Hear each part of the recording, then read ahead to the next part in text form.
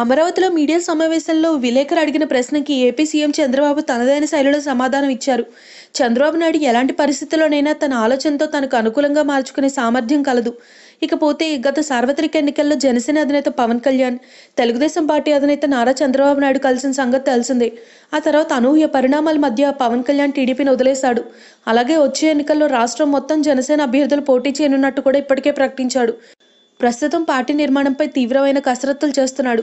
అయితే వచ్చే ఎన్నికల్లో పవన్ కళ్యాణ్, చంద్రబాబు నాయుడు కలిసి పనిచేస్తారా అన్నది ప్రస్తుతం ప్రశ్నార్థకంగా మారింది. ప్రస్తుత పరిస్థితులు బట్టి చూస్తే అది దాదాపు అసాధ్యం అనిపిస్తుంది. ఇటువంటి తరుణంలో చంద్రబాబు నాయుడు ఓ ఆసక్తికర ప్రశ్న ఎదుర్కొన్నారు. పవన్ కళ్యాణ్తో కలిసి పనిచేస్తారా అని చంద్రబాబు నాయుడు ప్రశ్నించారు. పవన్ కళ్యాణ్ తెలుగుదేశం పార్టీలో ఉన్నారా అని మీడియా ప్రతినిధులు అడిగారు. పవన్పై చంద్రబాబు ఆసక్తికర వ్యాఖ్యలు చేశారు. పవన్ పోటీ చేస్తుంటే జగన్కి భయం ఎందుకని చంద్రబాబు ప్రశ్నించారు. భవిష్యత్తులో పవన్ మీతో కలుస్తారా అని మీడియా ప్రతినిధులు చంద్రబాబును అడిగారు.